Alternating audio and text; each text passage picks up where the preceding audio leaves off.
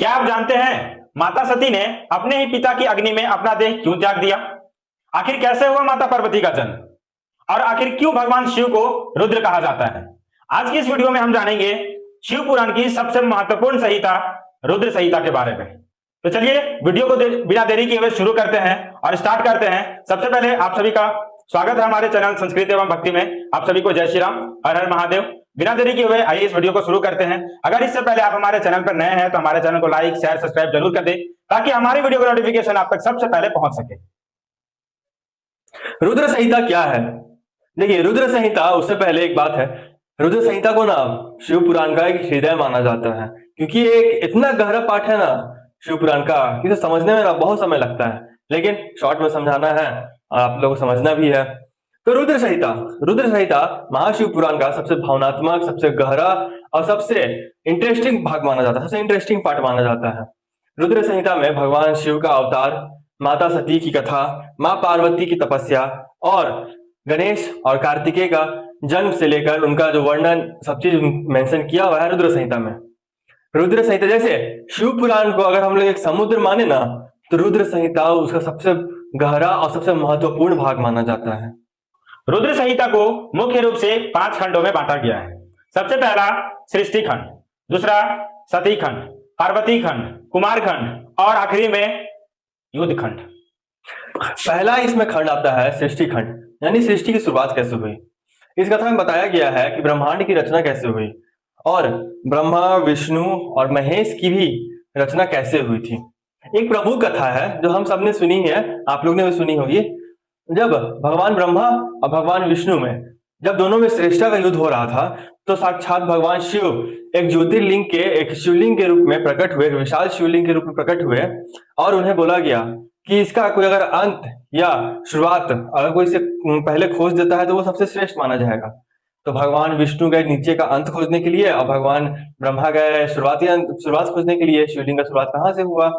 लेकिन ना उन लोग को शुरुआती मिला ना अंत मिला। कितने लाखों साल तक उन्होंने प्रयास किया, खोजते रहा उन लोग ने, लेकिन उन लोगों को ना अंत मिला ना उन लोग को शुरुआत मिला।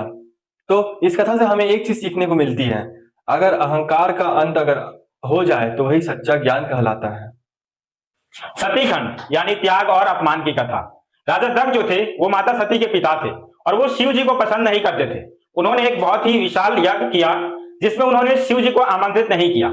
फिर भी माता सती बिन बुलाए वहां पहुंची और जब उन्हें पता चला कि मेरे पति का अपमान हो रहा है तो उन्होंने गुस्से में आकर खुद को यज्ञ में भस्म कर दिया और उन्होंने अपना देह त्याग दिया। यह घटना शिव जी को बहुत ही क्रोधित कर रही थी। तभी शिव जी ने अपना रुद्र रूप प्रकट किया जिसने राजा दक्ष के यज्ञ को नष्ट कर दिया। और यह कहानी हमें सिखाती है कि जीवन में पति पत्नी का सम्मान और आत्मसम्मान कितना जरूरी है। तो तीसरा अब आता है पार्वती खंड, यानी सच्चा प्रेम और तपस्या। माँ सती अगले जन्म में माँ पार्वती के रूप में जन्म लेती है और वह भगवान शिव को पाने के लिए कठोर तपस्या भी करती है। वह हजारों साल तक कठिन तपस्या करती है और उनकी इस कठिन तपस्या से भगवान शिव प्रसन्न होते हैं और उनसे विवाह कर लेते हैं। माँ पार्वती और भगवान शिव की विवाह की कहानी इस खंड में इतने अच्छी तरह से समझाया गया है, इतने अच्छी तरह से वर्णन किया गया है कि आसानी से कोई भी इंसान से समझ सकता है। और सच्चा प्रेम, इस खंड से हमें एक चीज जरूर सीखने को मिलता है। सच्चा प्रेम पाने के लिए ना हमें अपने अंदर धैर्य, विश्वास और समर्पण होना बहुत जरूरी है। बिना धैर्य क्या, बिना विश्वास का अगले पार्टनर पर और बिना समर्पण का, बिना कुछ त्याग दिए हुए आप सच्चा प्रेम कभी नहीं पा सकते हैं।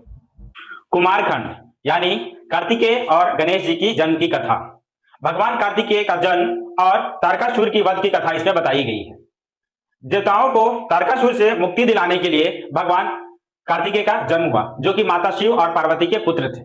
और इस कहानी में गणेश जी की जन्म की भी कथा बताई गई है कि कैसे माता पार्वती ने उन्हें बनाया और कैसे शिव जी ने उनका सर काटकर हाथी का सर लगाया। इस कहानी से हमें यह सीख मिलती है कि हर एक कठिनाई के बाद हर एक अच्छाई का आरंभ होता है। अब पांचवा खंड यानी लास्ट खंड, आखिरी खंड है युद्ध खंड। इसमें युद्ध का बारे में बताया गया है। जब देवताओं और असुर का युद्ध होता है तो उस बारे में इसका वर्णन किया गया है इस खंड में। नाम ही से है इसका युद्ध खंड। भगवान शिव और उनके पुत्रों के द्वारा जब अधर्म का नाश करते हुए धर्म की स्थापना की जा रही थी, तो इसी में हम लोग को सीख मिलती है कि अधर्म कितना भी बड़ा क्यों ना हो, शक्तिशाली क्यों ना हो, अधर्म का हार होकर धर्म की जीत जरूर होती है और सत्य की भी जीत जरूर होती है। आप भले कितने भी गलत मार्ग में हो, आप कितने भी शक्तिशाली क्यों ना हो, आगे जाकर आप हमेशा आपका विनाशी होगा, आपकी हारी होगी।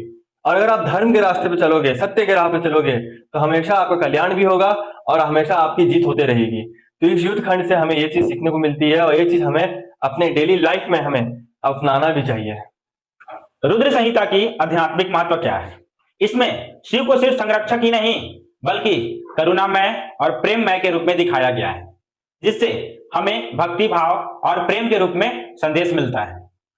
हम अपने अंदर अहंकार को छोड़कर भगवान में लीन होने का भी संदेश दिखाया गया है, जिससे हमारे जीवन में धैर्य रखना कितना जरूरी है और हम अपने अंदर को अहंकार को खत्म करके हम अपने जीवन में कैसे आगे बढ़ सकते हैं, ये हमें इस पाठ में सिखाया गया है।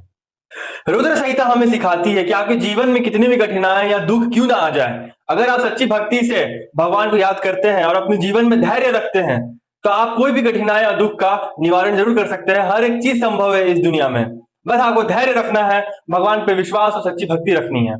भगवान शिव सिर्फ काल के देवता नहीं है, बल्कि वह प्रेम, करुणा और मोक्ष दाता भी कहे जाते हैं। तो आप लोग कैसा लगा ये वीडियो? अगर आप लोगों को पसंद आया हो तो वीडियो को लाइक और शेयर जरूर कर दे और आप क्या समझे इस वीडियो के माध्यम से हमें कमेंट करके जरूर बताएं।